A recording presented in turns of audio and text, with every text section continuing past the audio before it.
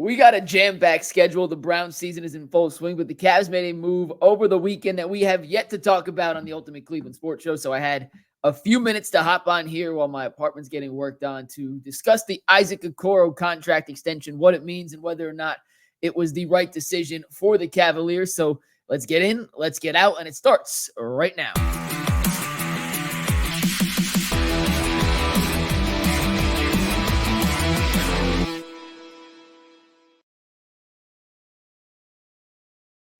Guys, the basketball season is right around the corner. Training camps start in a week. Media day for the Cavs is on September 30th before they head down to IMG Academy for training camp. First time an NBA team has ever held their training camp at IMG Academy. And the team that will be heading to IMG will look damn near similar to the team we saw on the court for the Cavs last season. Koby Altman and company have not just doubled down, not just tripled down. I've never heard of the word quadrupled down, and I don't know what pentupled down, if that's a thing or not, but the Cavs have gone all in on the fact that their issues last season were related to head coach JB Bickerstaff and the rest of his staff, and that a coaching change will fix it all because the Cavs have agreed to a 3-year, $38 million deal with Isaac Okoro to bring him back, meaning the Cavs roster for this upcoming season will look eerily, and I mean eerily similar to the roster that ended last year in the Eastern Conference semifinals against the Boston Celtics. The new additions,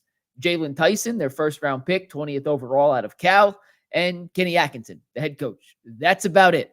They brought back Tristan Thompson. They brought back the entire core four, gave extensions to 3 of the 4 players. Darius Garland had gotten his extension just 2 off seasons ago, so he didn't need an extension, but Mobley, Mitchell, Allen, all got big deals, and now Isaac Okoro gets a 3-year, $38 million extension. I believe $33 million of that is guaranteed. So mostly a fully guaranteed deal.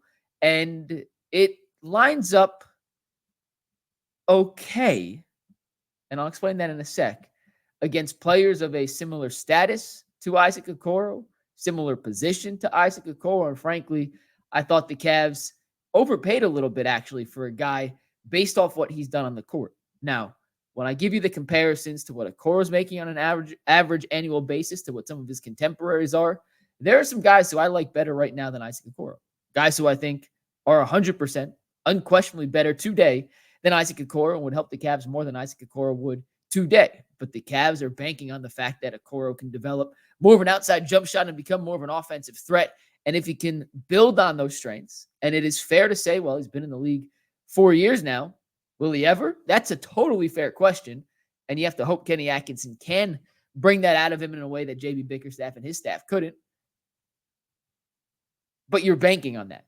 And when you're banking on a guy who has played 4 seasons in the NBA and has been unplayable in the playoffs in back-to-back seasons because he can't shoot. And yes, you can point to his regular season numbers. Teams leave him wide open. And in non-pressure situations, he can make 40% of his threes, give or take.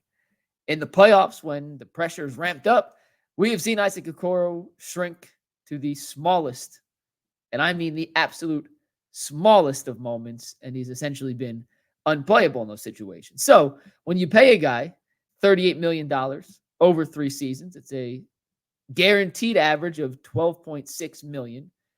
Let me give you some comparable players who signed deals this offseason to Isaac Okoro and what they signed for. DeAnthony Melton signed for $12.8 million. DeAnthony Melton's a better player than Isaac Okoro. Wiggins, not Andrew, Aaron Wiggins, with the Thunder signed for $11.2 million of an annual average salary, less than Okoro. Royce O'Neal, $10.5 million. Derek Jones Jr., who started on an NBA Finals team, $10 million. Najee Marshall, $9 million. Caleb Martin, $8.7 million. Kenny Martin Jr., $8 million. Josh Okogie, $8 million. The 3-year, $38 million extension is identical to the Josh Hart extension with the Pelicans a few years ago. Now, that was a few years ago. Josh Hart, a better player than Isaac Okoro. DeAnthony Melton, better player than Isaac Okoro. Aaron Wiggins, better shooter at the minimum than Isaac Okoro. Royce O'Neal, a 3-and-D veteran, better offensive player, not the same defensive player. Derek Jones Jr. started on the Mavs in the finals. More of an athletic upside. He's bigger. equal game to Isaac Okoro. I mean, he's more athletic, he's bigger, but he can't shoot. Najee Marshall has more upside for sure. I love Caleb Martin. I thought 8.7 for Martin in Philadelphia was a steal. Caleb Martin is a better player right now than Isaac Okoro. Okogie, I take Okoro, but he costs $5 million less. I think they're pretty similar. And yeah, that's about the range they're paying Isaac Okoro. As I said before, if Isaac Okoro develops more of an offensive game, $13-ish million for Isaac Okoro is a bargain in today's day and age. $13 million for Isaac Okoro as currently made up if his offensive game doesn't improve. You're paying a lot for a 9th, 10th guy in this roster. When you look at how the Cavs depth chart stacks up this year, you have your starting 5. Garland, Mitchell, Strus, Allen, and Mobley. Mobley and Allen, however you want to divvy those two up, the 2 bigs. That's your starting 5. All right, your 6th man. You still have Karis LeVert. You need your bigs, backup bigs. Whether you like it or not, Dean Wade and George Niang are going to play significant minutes. They did not address the backup big position whatsoever. That's 8 and 9. Is Okoro your backup point guard? Is that Craig Porter Jr.? That's your 9th guy. Okoro's kind of your 9th or 10th man right now. And he's better than a 9th or 10th man. But when you look at the positions and the depth they have at certain spots, we also didn't mention Jalen Tyson, who looked really good at times in the summer league and could be competing for those exact same minutes that Isaac Okoro is fighting for as well. So there's no guarantee he's going to be playing a ton of minutes. I think he will because his defensive presence is much needed alongside the lack of defensive presence in the backcourt. But if he doesn't improve offensively, you're paying a lot for a specialist who may not play a ton. Now, from Okoro's standpoint, he's certainly disappointed in the deal. Jason and I talked about middle of the season when Isaac was shooting 40% from 3 and looked like he had taken tangible steps forward as an offensive player. And then we saw the regression later in the year when it mattered. We're talking about him potentially getting $70, $80 million this offseason. He was one of the better free agent wings on the market on paper, we thought, in February. And come May, there was no market for him whatsoever. There were teams with cap space, plenty of teams with cap space. And to my knowledge, and to the reporting of Adrian Wojnarowski and Shams and Jason and everyone else who covers the league, there was no teams that had really any interest in Isaac Okoro. He was going to come back to the Cavs one way or another. The only question was it on the 1-year qualifying offer or would they work out some sort of extension? Now for Okoro, he gets, 3 years, $38 million, 33 guaranteed. That is life-changing money. That is certainly a nice pay raise from his rookie contract in terms of the overall guarantees. But when you think you're making $80 million a few months ago and you end up with half of that, you got to be a little disappointed. And I was actually thinking Isaac would come back on the qualifying offer, play out his final year, hopefully improve offensively under Atkinson, and then hit the free agent market next summer with the goal of getting that big $80 million contract he thought he was going to get this year.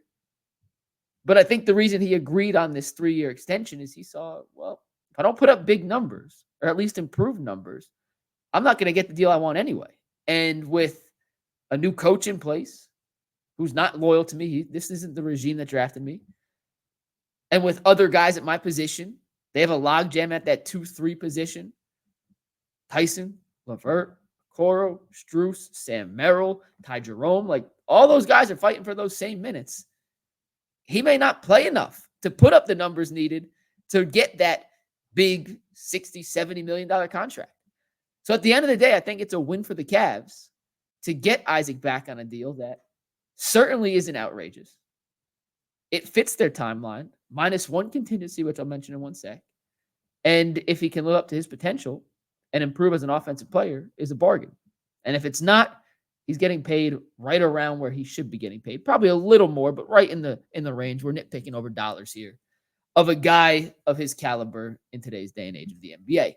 The one caveat here with this deal, and it is very important to mention, and I'm going to get the numbers exactly so I don't mess this up, but with Okoro's deal now in place, the Cavs have been pushed into the luxury tax by in between $3 and $4 million this season.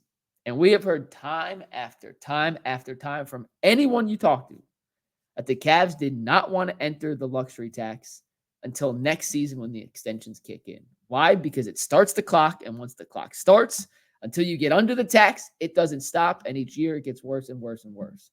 So the Cavs did not want to be a luxury tax team this season.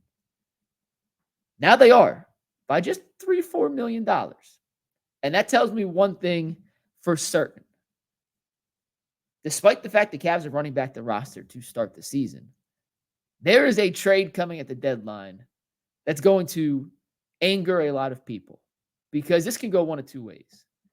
Either they just dump somebody for monetary reasons, whether it be a Sam Merrill or Craig Porter Jr. I don't think Ty Jerome.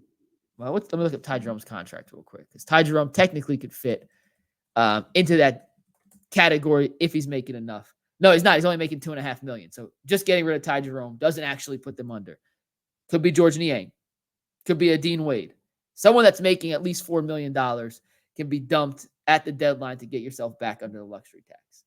Because of the first apron rules, it's a lot harder to mix and match salaries in the NBA, which makes me think this is going to be more of a salary dump than it will be any kind of trade to bring back some sort of asset. Maybe pick up a draft pick. Give off I'm going to use Niang, for example. It doesn't have to be Niang. It could be anybody. It could be Levert, but Levert you'll get an asset back for. But essentially you turn Niang into a lesser player and like a second-round draft pick so another team like Charlotte or Detroit or whatever can pick up the cap space. But from my knowledge and from everything we've been told, and I do believe this is not one of the smoke and gun rumor, mirror, whatever you want to call rumor mill situations.